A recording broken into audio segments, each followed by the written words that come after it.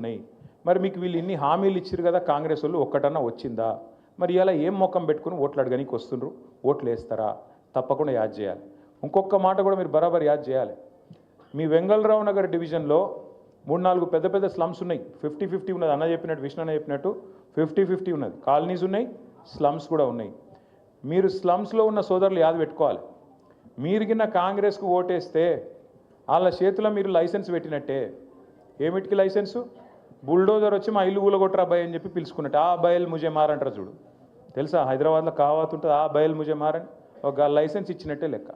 మీరు గిన్న కాంగ్రెస్కు ఓటేస్తే మీ ఇల్లు కూలగొట్టేందుకు మీరే లైసెన్స్ ఇచ్చినట్టు, మీ ఏళ్ళతో మీ కంటిని మీరే ఓడుచుకున్నట్టు అవుతుంది.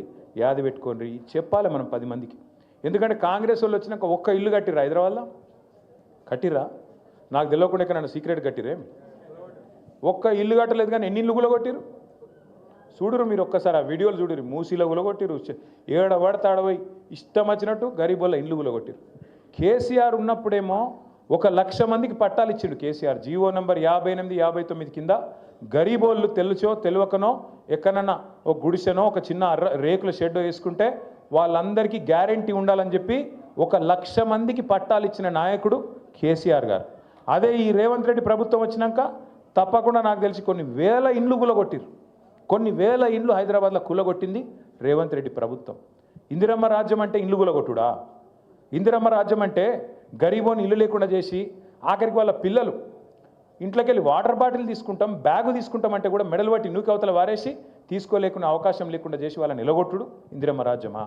గరీబోళ్ళకు వ్యతిరేకంగా ఉండుడే ఇందిరమ్మ రాజ్యమా? ఈ మాట మనం చర్చలో పెట్టాలి. మీరిగిన పొరపాటున కాంగ్రెస్కి ఓటేస్తే మీ ఇల్లు మీరు కూలగొట్టమని లైసెన్స్ ఇచ్చినట్టే అవుతుంది. మరి మీ ఇష్టం. హైడ్రా వస్తుంది, బుల్డోజర్ వస్తుంది, మీ ఇల్లు కూలగొడుతుంది. ఆ తర్వాత మీరు ఎడవద్దు, మమ్మల్ని అడగద్దు అనే మాట బరాబర్ చెప్పాలి. తప్పకుండా యాద్ చేయాలి ఈ మాట. అట్లాగే ఇంకొక మాట కూడా కంపల్సరీ చెప్పాలి. మాగంటి గోపీనాథ్ గారు ఆనాడు 3 సార్లు మీ శాసనసభ్యుడిగా మీ సేవలోనే ఆయన మరణించిండు.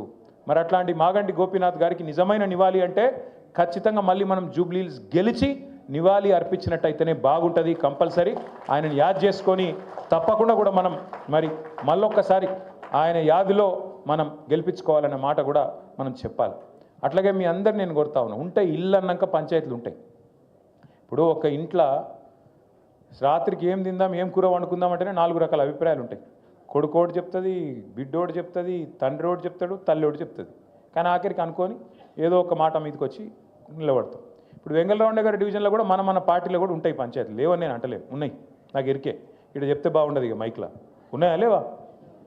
సిగ్గుపడకూరు, చెప్పురు, పర్వాలేదు, ఉన్నాయి కదా. ఒక 4 ఉండే ఇంట్లోనే సమస్యలు ఉంటాయి.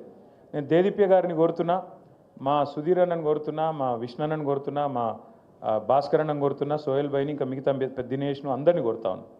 ఇల్లు అన్నాక, ఒక కుటుంబం అన్నాక పంచాయతీలు లేని కుటుంబం ఎక్కడ ఉండదు. ప్రతి ఇంట్లో పంచాయతీలు ఉంటాయి, ప్రతి దగ్గర ప్రతి కుటుంబంలో పంచాయతీలు ఉంటాయి. కానీ ఇది కాదు, బజార్లో పడి కొట్లాడుకునుడు, బజార్లో పడి గుద్దుకునుడు, బజార్లో పడి మాట అనుకునుడు.